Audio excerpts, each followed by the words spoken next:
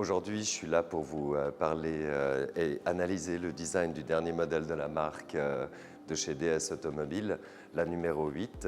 Il faut savoir que dans l'histoire, moi je suis ambassadeur de marque depuis à peu près 3 ans, que j'ai eu la chance de pouvoir analyser le design de la DS9, de la DS4 et aujourd'hui justement de la N8 et de ces détails de design qui sont hyper particuliers. Moi je suis designer de formation, j'ai un bureau de design à Lausanne et ce qui est hyper intéressant, c'est que je ne dessine pas du tout de modèle de voiture ou je ne dessine rien dans l'automobile et que par contre j'ai une énorme expertise dans tout ce qui est analyse de design et autres. Alors on va commencer avec justement la partie avant du véhicule et surtout des détails de design qui sont hyper intéressants. Le premier justement que je trouve assez chouette de la part des équipes de design de chez DS, c'est l'utilisation de la peinture en biton qui est imprimée en jet d'encre, donc on ne va pas pouvoir sentir la différence.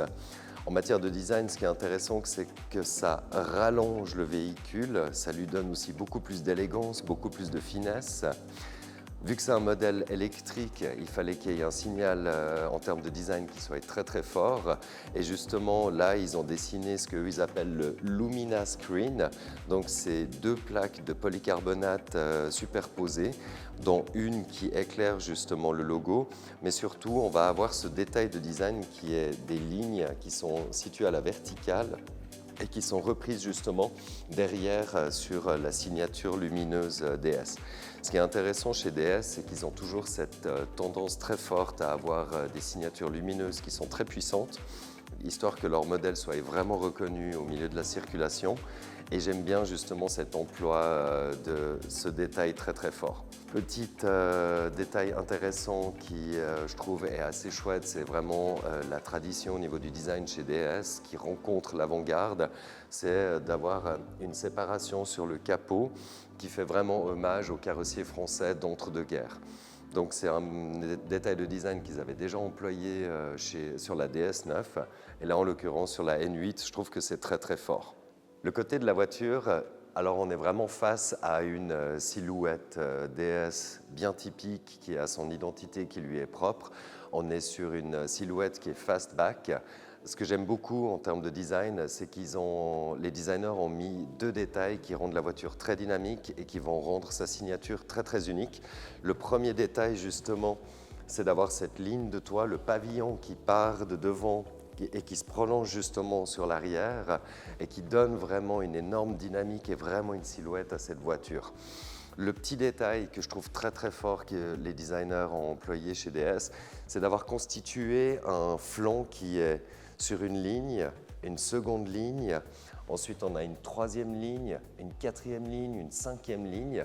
Ça donne énormément de dynamique au design du véhicule et surtout ça crée des jeux de lumière. On a un reflet de lumière ici qui va venir se contrebalancer avec celui-là et ensuite un autre reflet de lumière qui va venir à cet endroit-là. Surtout, ce détail de design, on est vraiment sur une partie arrière qui est sculpturale, détail de design très typique chez DS et ça permet d'asseoir vraiment la voiture sur ses roues et de lui donner beaucoup de dynamique. Petit dernier détail que je trouve assez chouette, c'est vraiment toujours et encore dans l'esprit DS, d'avoir une ligne qui part de devant et qui va vraiment se prolonger tout le long du véhicule pour continuer et affiner sa silhouette et lui donner beaucoup de dynamique. Pour la partie arrière du véhicule, alors on est typiquement sur une sobriété hyper sophistiquée, on est sur un minimalisme, toujours avec ces détails de design que je trouve très très forts chez DS. C'est ce côté au niveau justement des éclairages arrière, on retrouve la ligne qui est verticale et effectivement on a toujours et encore ces petits diamants que l'on a devant dans l'éclairage et que l'on retrouve derrière justement. Petite mention pour une nouvelle manière d'écrire le logo avec une typo qui est différente, beaucoup plus moderne, beaucoup plus élégante surtout. Et surtout, ce que j'adore au niveau du choix du nom, c'est que là, DS, on est parti sur un statement. Le statement, c'est voilà, c'est la numéro 8. On est dans le luxe, on est dans le Chanel numéro 5, on est sur des références qu'on arrive à comprendre. Petit détail de taille. Ici, on a un petit losange qui reprend justement ce qu'on a l'habitude d'avoir chez DS, c'est le diamant. Et on l'avait déjà sur la DS4, justement, sur la lunette arrière.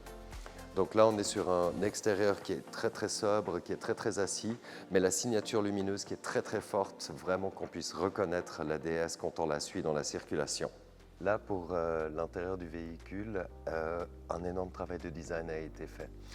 Sur les images, le volant en X ne lui rend vraiment pas hommage. En réalité, il est très très confortable. Je trouve qu'au niveau des proportions, il est très très bien fait. Et surtout, il appelle vraiment au niveau de l'ergonomie à avoir quelque chose en main que je trouve hyper intéressant.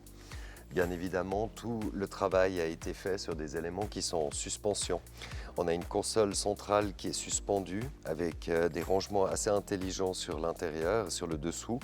On a effectivement un écran qui lui aussi est suspendu et je trouve que ça amène beaucoup de sérénité, ça amène beaucoup de calme quand on se tient à l'intérieur de cette voiture. Bien évidemment, l'emploi de l'aluminium brossé est quelque chose d'assez beau et surtout, ce que je trouve assez chouette, on est en 2025, on a la possibilité d'avoir un intérieur no animal, donc on est vraiment sur une voiture végane.